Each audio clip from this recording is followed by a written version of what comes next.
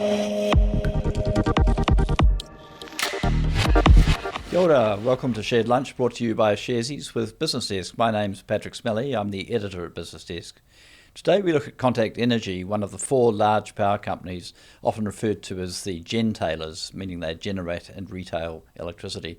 Contact released its half-year results this week, and I'll be talking to the CEO of Contact, Mike Fuge, about that and where the company's headed. Before we get started though, here's some important information. Investing involves risk. You might lose the money you start with. We recommend talking to a licensed financial advisor. We also recommend reading product disclosure documents before deciding to invest. Everything you're about to see and hear is current at the time of recording. Well, thanks, Mike, for being with us today. First of all, just run me through your half-year profit and maybe just give a little bit of colour about how that looks relative to competitors. It does look like one of those halves where those with hydro have done better than those that are more dependent on thermal. Yeah, so it was a good result. We were pretty chuffed with the result, and we can talk through the various aspects of the business at the moment because there is a lot going on. But what it said primarily is the core of the business is in rude health. And so, the 2 aspects of the business, one, the generation arm of the business, they had a good run. They were able to lean into some of the problem we've had with our thermal assets. TCC had its shutdown in December. It started up well in January. We were able to lean on, for instance, GE on getting our peaker back early and getting an understanding of maybe the underlying failure modes there. And the geothermals had good uptime. And on top of that, we had better hydro inflows in the Clutha, which is actually apparently a bit of a feature of switching from the La Nina to El Nino sequence. We do expect wetter, warmer times. You do a little bit better on the east coast of the South Island? Yes. So you would expect the same for Meridian, for example? Yes. Those bits of Genesis. Yes, and that Clutha catchment can be tricky at times, but it's been a good run so far, and it looks as though we've got some good inflows over the last month or so, and so we're very pleased about that. Yeah, so top line numbers? Top line numbers, 325 million EBITDAF, which is up significantly on prior calendar period. I think we were down about 260 prior calendar period. Guidance for year end is around 620. There's some write-offs. How does that look compared to last year? Significantly up. So underlying EBITDAF last year was about 575, so that's up. And that's correcting with correcting for the Aharo provision, we were probably about the 540 level. So that is up. The other part of the equation, the retail arm of the business, has done extraordinarily well. It's a break-even business, and I said they've done extraordinarily well, but they have. We've been able to line up their pricing more with the dramatic increases we've seen in wholesale prices over the last 4 years, and so just carefully we've stepped through that. We've done that without the customer losses that others may have experienced. So, what have you done differently, do you think? I think the big thing is that we've given consumers a choice. So it's one thing just to say, here's a power price increase, but what we've done very carefully over the last 3 years is develop a product suite where there's a choice. So we've introduced the good range of products, good nights, good weekends, good charge for overnight charging. And it means that yes, the cost of energy is going up, as we've seen at the petrol pump, but here is something you can do to take control of your household's energy cost. And in addition, we have launched a broad suite of telecommunications products, which now number almost 100,000 connections. And just that convenience factor of having broadband and even mobile with one provider, I think customers do value. So the big thing I'd say is we haven't just loaded cost increases on the consumer. We've actually given them a choice and helped them become part of this whole decarbonisation journey that we're on. Can I just segue briefly to the telecommunications? I didn't realise you'd had 100,000 connections. So are those all people who are also taking either electricity or gas or both, who have either two or three? Primarily. So broadband, they are they will be dual product customers, and I think we've got about 92,000. Mobile is, you can buy that separately. There's about 3,000 customers on that at the moment, so we're about 95,000. Sometime before June we'll tick over the 100,000. Overall connections that we've got has grown in the last 4 years from 500,000 to 600,000 off the back of that. And what that means is that we're able to leverage the fixed cost base of the retail business. If you think of the SAP platform, if you think of the call centres we run, being able to leverage that across a much greater number of connections is huge. And what's that doing for customer stickability? So it's about 1 in 5 of your customers, perhaps a little under that, have some kind of Yes, we telco. do. So we've grown the number of multi-product connections. We're now over 130,000 customers have more than one product from us. And demonstrably, in the last 12 months, our churn is the second lowest in market. And we can definitely see the more products a customer takes from us, the stickier they become. On the other hand, you just described it as a break-even business. Can you just walk us through that? Because we've got a lot of retail investors, mum and dad investors watching this podcast, and they're on both sides of the equation. They'll be thinking, how can it be a break-even business? This is an expensive product. We operate out the retail arm of our business at arm's length, and we give them a transfer price, which is the transfer price we'd give to a third party if they came up to us and said, can you give us some wholesale electricity? We want to get into retail.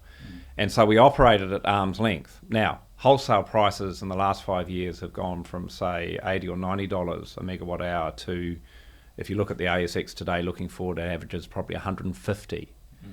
And we have protected households from that price shock. And we have gradually increased, on the basis of that 3-year averaging, the transfer price mechanism, the price. But that means while you're lower than the transfer price, you're out of the money. And we've got the business back over a 3-year period through that multi-product strategy, through giving consumers a choice. We've got it back to break even. And now the trick is, and we have the market-leading cost to serve. So now the trick is, how do we give consumers more choice? How do we give consumers the ability to control their own energy costs?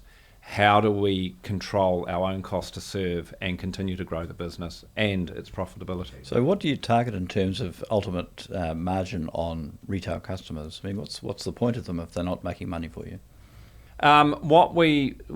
There's two. One is, as a channel to market, there's a reasonable price. We see them as a long-term channel, and I think one of my competitors may have used that term yesterday as well. I think what we look for is typically a 5% return on that, but they are a long-term channel in that if you can get customer loyalty and if you can grow the offering to the customer, that when times turn bad for us, if wholesale prices drop, they stick around for us. You've talked a bit, though, in this half year about the need to raise retail prices further. How much of that is about energy costs and how much of that is about distribution, network costs? It's about now, a year ago there was a report brought out by the BCG that its major finding was that the cost of the transition from hydrocarbon fuels to electricity is actually going to primarily turn up in our transmission and network companies. And what you're seeing are two things. One is there is a automated process where the weighted average cost of capital is assessed by the Commerce Commission every 4 years, I think. And that dropped last time. And guess what? Interest rates have gone up. So that's going to go up. Yep. And that's an automated process. And it will go up significantly, as all of us who have a mortgage have discovered. And so that results in an increase in the cost of network costs on the household bill. The second thing is that there is increased capital investment required in the next couple of decades by the network companies and by Transpower in order to enable renewable energy and the conversion of demand centres to electricity. Yeah. And that has to be paid for. And so what we have been very vocal about in this round is that there are significant cost increases coming, which will result in potentially above inflation price increases for consumers for a period of time. How much far above So I think the numbers that have been put about, we suspect it's going to be between 6 and 8%. We don't expect the energy... Per annum for how long? Per annum for 3 to 4 years. So we don't expect the energy component to increase above inflation now, but we do expect the lines and transmission part of the bill to increase very significantly. That's part of the transition, and we think we're better just to be upfront and honest with consumers about what's coming and talk about how we can mitigate that. So what is that about? I'd have thought that if you're building more grid and more network capacity, in part you are building ahead of demand. So shouldn't that cost be smeared across a large number of people, or are we actually having to build a different kind of grid and network system for the existing demand? The large part of the increase is due to the change in the assessed weighted average cost of capital by the Commerce Commission. That's a function of the current regulatory regime. The secondary reason is potentially increased capital programs required. So what does that do to Contact's earnings outlook? Because you obviously you have to balance that with your industrial and commercial consumers as well as with retail. Look, what we constantly do is we make an assessment of which channel to market we do. So there's mass market retail, there's wholesale just straight into the spot market, there's contracting through the ASX, and there's selling to large-scale commercial and industrial. And we aim for a balanced portfolio across all those channels. And so when we talked about, in the results announcement, getting a rebalancing and improvement in our channel pricing, it was across all those channels and getting them lined up so we can make strategic choices about which channel we go to. You seemed also to, tell me if I got these numbers right, but I've always tended to think that you're talking $80 to $90 per megawatt hour as your kind of break-even point for renewables, and I think you talked about 110 to 120 now becoming the case. Is that? Have I got you've got to be very careful there. So $18 to $90 might get a very good wind farm project off the ground, but the wind doesn't always blow. You have to firm it.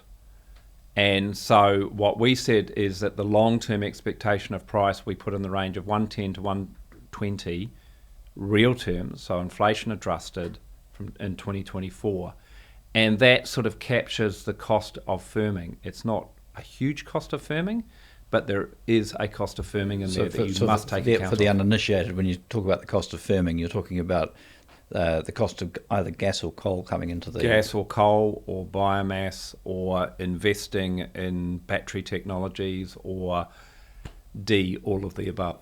Right, yes. So talk me through why wholesale prices have been as high as they are. I've found this very difficult to understand. Why is that a sustainable position? They have been high for a extended period because of the cost of thermal fuel has gone up dramatically. This is coal in particular? Coal and gas in particular.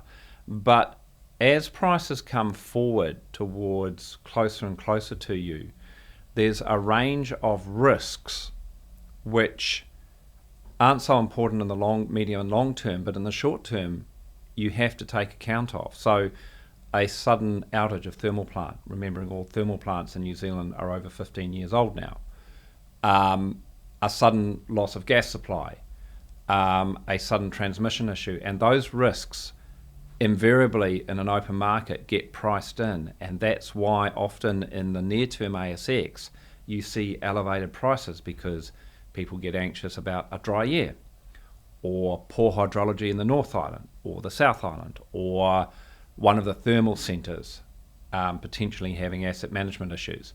And so those risks start to get priced in, and as you get even closer, they either start to materialise or they start to disappear and the price comes down. Why are we not seeing a bit of price reduction in the ASX at the moment? The price of coal has plummeted.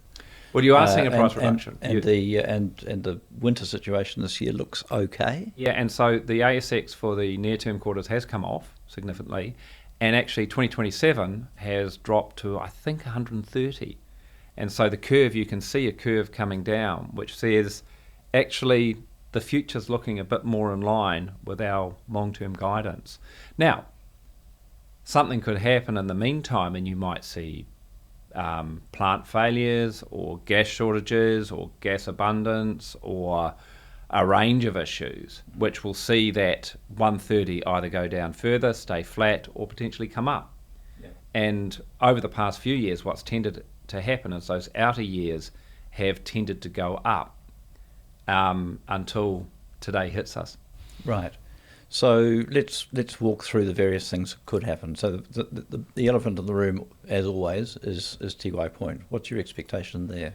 Our expectation has always been that the rational economic thing for the Tiwai smelter is that it stays open. It's the right thing for the planet. It is one of the greenest smelters in the world outside Canada. It is economic.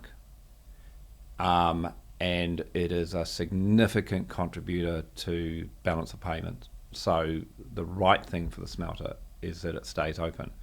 Whether the various parties involved in ensuring it stays open adopt that same ruthless rationality is another question. But the rational economic decision is that it stays open. At a price which presumably is a little more... We've been very clear about the conditions for us is a fair price, tenure. So I think New Zealand is well and truly over this will she, won't she discussion that happens every 3 to 5 years. And so how long would you like to see that contract written for? I've always argued for large industrials signing up to 10 to 20 year deals, which is similar to what we did with New Zealand Steel. You'd have to have some escalation clauses. Escalation and all the appropriate mechanisms. Yeah. And the last thing is they help solve the dry year problem in terms of doing what we did with New Zealand Steel in terms of some sort of demand flex. Yeah. I know you can't tell me because you probably don't know, but also nobody really knows. But when does this smelter deal need to be done by? Well, the nice thing is not now. The very latest is December the 31st this year. That's when the contract ends. Yes. So between today and December 31st, a deal has to be done or a decision has to be made to close it. So obviously for the good people of Southland who are trying to get mortgages and some certainty sooner would be a good thing. I mean, if I was a betting person, I'd say next 6 to 8 weeks. That is underestimating the second thing which I highlighted in the conversation is the complexity with the multiple parties involved and doing trying to get a structured deal around those 3 criteria, which includes tenure and mitigating risks which are 10 years out.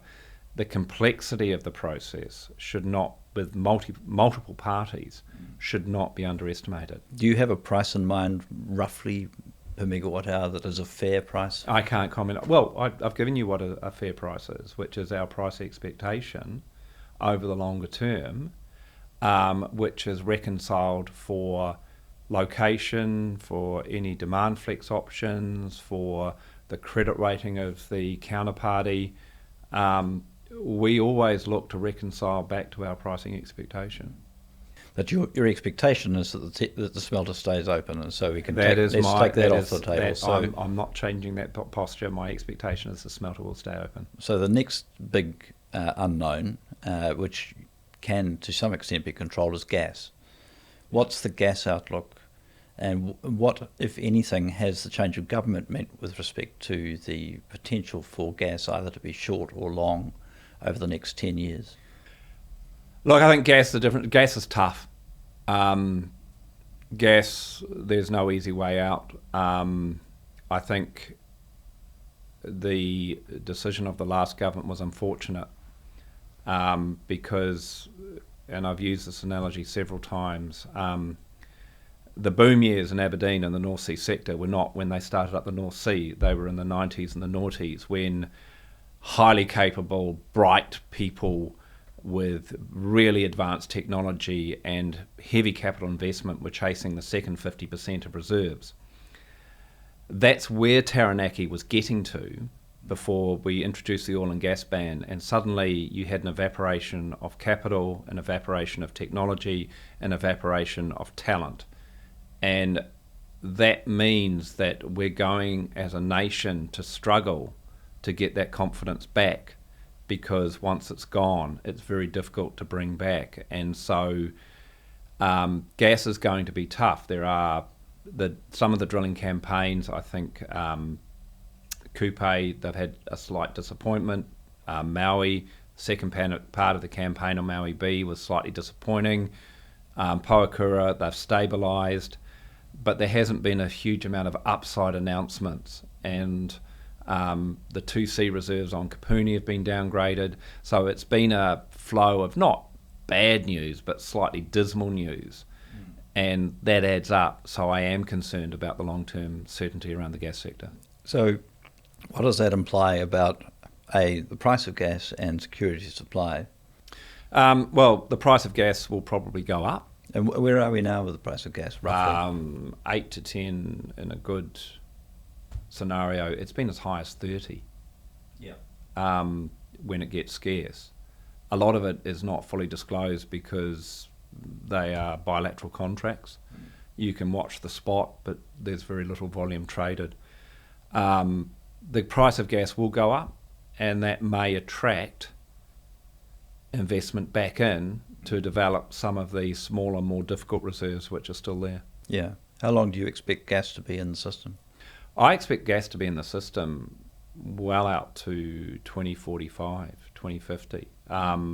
The reality is, as an industry, we will get to 95 to 98% renewable. And rather than spend billions upon billions to get that last 2% and condemn another generation of child poverty, what's important is that we then move on to decarbonising the rest of the energy sector, which is only 30% decarbonised now, and getting that to 80-95% decarbonised.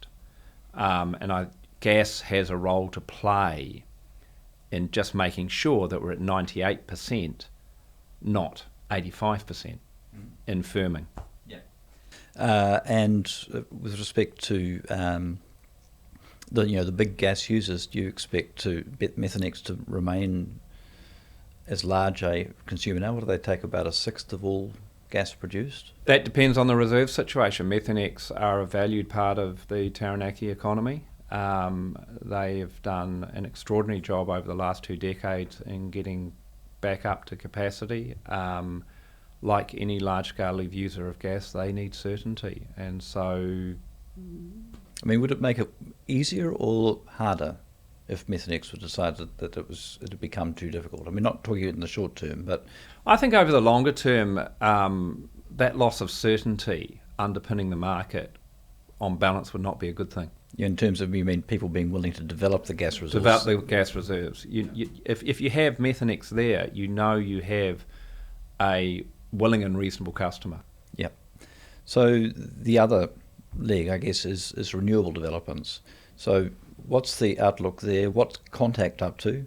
What has the change of government meant, if anything, for the capacity to go full steam ahead? And I presume that the smelter, again, is a big part of that. Well, we are going full steam ahead. So we have $1.2 billion of capital in train now in terms of Tauhara and Tohoka 3, which is 225 megawatts, or it will almost 2 terawatt hours coming on stream this year. So 25% of our current generation, we're bringing that on this year. So we produce about 8 terawatt hours a year. We're bringing on almost 2 in the next 9 months. And nothing's dropping out? And TCC is retiring at the end of the year. So it is a trade play, but it is not an insignificant volume of renewables coming on. And then we are about to make an investment decision in the next 4 or 5 months on replacing Wairaki in the GeoFuture project. And then beyond that, we have applied for fast-track resource consent on a Southland Wind project, and we have entered solar with the Kowhai Park Solar 150 megawatt. We haven't taken FID, but we're close to that as well. So we are putting our money where our mouth is in terms of investment in the transition and renewables, more than any other company in New Zealand. With the change of government, this is the interesting dynamic, is that the government have signalled they do want to allow fast tracking of the resource consents for renewable projects. They do want to swing the balance towards projects which are solving a global environmental problem as opposed to giving overweight to local environmental effects. And I think we do have to rebalance and get those fast track options in front of renewable projects. The onus then on us as an industry, because we have advocated for this, is to respond to that and deliver. We've advocated very hard that the electricity market, the free market we have here, is the right vehicle for decarbonisation. We have a government that's turning around and saying, well, show us. And so the challenge for us as an industry and as a company is to step up to that mark and to show that the market is working and that investment will flow into renewables if these bureaucratic barriers are removed suddenly. There are constant debates about whether the electricity market, wholesale electricity market as currently structured, needs a bit of a revamp. What do you expect might happen, and how much is still live of that conversation as a result of the change of government, and what might it do to earnings if there were changes? Look, my strong advocacy is that when you have a free functioning market is to leave it alone. We've seen the dire consequences in Europe of regulators and politicians interfering in market mechanisms. And it's demonstrably clear that those countries like Denmark and Spain who did not intervene during the Ukrainian energy crisis, those markets have recovered much faster and with better outcomes for consumers, as opposed to markets where governments did intervene, like the British market, where the tier 2 gas retailers, almost every one of them went bankrupt overnight. And you've even seen where the regulator has intervened in Australia in the wholesale market to temper prices. It has had extremely adverse effects. And so my strong advocacy is that when you have market settings, you have to be very clear that tampering with them has a huge impact in terms of sovereign risk assessment of that country and the subsequent prices that consumers have to pay because of the risk element that they have to fund. So my strong advocacy is we stay away from interfering in what a market which is functioning well, has weathered some incredible turbulence over COVID and the Ukrainian energy crisis, probably the best of any market in the world, and is attracting a huge amount of investment in new renewable projects in a country which is already 85% renewable. And so the idea of it suddenly tweaking with it or interfering it puts a huge amount at risk.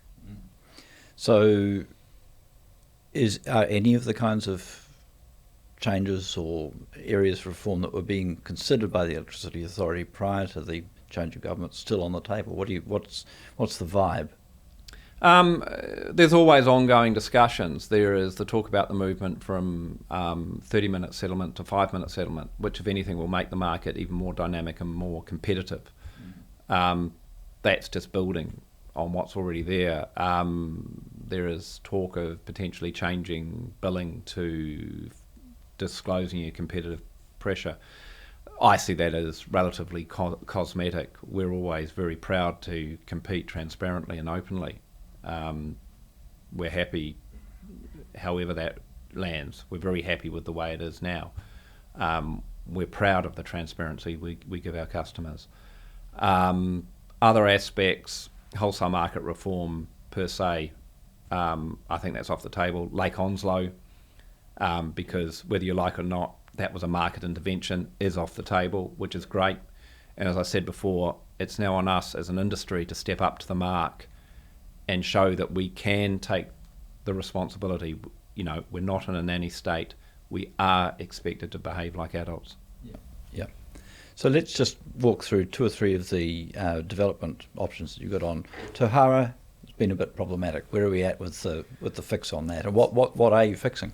So what happened was we had a steam hammer event, which in the the steam comes out of the ground, it's high temperature, high pressure, it's got an amount of liquid in it but before you put it in a turbine, you've got to clean the steam up, drop the water out, the liquid out, and it's done in a steam plant. The steam plant, the liquid handling part of it had what we call a hammer event, where some hot steam encountered some cold liquid and suddenly decided it wanted to be, and then the pipes jumped. There was full containment, there was no process release, there was full process containment, but it was an event. It did make a loud noise. When we were investigating that, we had a look at the liquid handling capacity of the plant, and the detailed simulations that we did with our process engineers said that we might have a potential problem with the liquid handling. So we took the opportunity to change out the pipes, a significant number of pipes, to make sure that any potential capacity issues were taken care of before we started the commissioning of the power station. We worked over Christmas, New Year. The guys have done a phenomenal amount of work. I'm very proud of what the team have achieved. They are just boxing up now, doing the hydro tests, and sometime in March we will start what we call the steam blow, cleaning out the pipes with the steam, and then probably April, May we'll start providing steam to the power station itself and commencing the commissioning process. Right. So we've expected full start-up, commercial handover, second half of this year. And with Wairaki, that's it's almost a piece of New Zealand history, that Wairaki, when it was built in the early 1950s, I think? Late 1950s, off the back of some investigations some members of the New Zealand Expeditionary Force did while they were marching up Italy. The Italians came to build the thing, didn't they? Yeah, they came and built the thing, but they had a power station which some engineers with the NZEF went and had a look at. Had been bombed by the Americans the day before, apparently. So eventually Wairaki was built in 1958 with some very innovative thinking. It's a very old piece of kit. It's a very old piece of kit. It is Granddad's axe. We have sharpened it continuously. It's getting a little bit worn down. It's time to replace. But the steam field is still in good shape? The steam field is in remarkable shape, and the new project will have a capacity increase because we'll move it up to a hotter part of the field. But the steam field itself is in good shape. It's maintaining its enthalpy well. That's partly because our reservoir engineers seem to, particularly over the last decade, have got a real good handle on where the re-injection of fluid needs to go, so that they get the balance right between re-injection, maintaining pressure, but making sure that you don't cool down the reservoir system dramatically, and they just seem to have got that absolutely right. And will you still be discharging water into the Waikato? We're getting off the Waikato River. We're closing that plant down. It is a piece of industrial heritage, as you pointed out, but we will stop discharging to the Waikato River, and we'll be re-injecting all geothermal liquid and its associated CO2 back into the reservoir. And you get the same, or roughly the same amount of production out of whatever it is that you're proposing to build? We will actually, so we're expecting that Wairaki produces about a terawatt hour, 1.1 terawatt hours. We expect that to go to 1.4, 1.5 terawatt hours. So we do get, by moving to a more efficient process and moving to a hotter part of the reservoir, we do get an uplift of about 33%. Great. Batteries? Looking at it actively. Really interested in the fact that you're looking at a 100 megawatt battery at Glenbrook. What's that about? So batteries, it's a really interesting discussion. They are a technology of the future. I put up a graph that showed the dramatic increase in volatility in the market since 2019. That's only going to get worse. And batteries, from a commercial point of view, allow you to play in that volatility. And to provide surety over the peaking periods in particular, to protect your risk position as a company. The reason Glenbrook's a great site is, number one, is because of the steel mill. It's got great transmission in and out. So it's a great connection opportunity, but it's also close to the major source of load in this country, which is Auckland City. And so that makes a great location. What about solar? You got any solar investments coming? There's seems to be massive appetite from residential consumers to go solar, but contact does not seem to be an area that you want to play? So it's two aspects to that question. One is, yes, obviously we're looking at Christchurch Airport, Kowhai Park project, 150 megawatt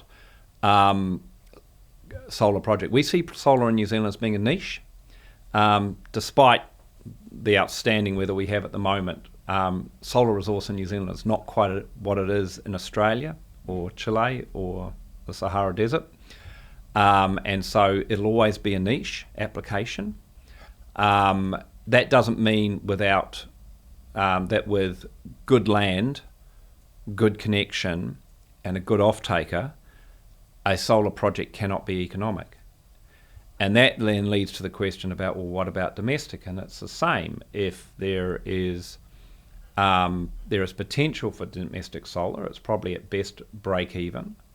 But people often make those decisions not on economics, but on doing the right thing for the planet.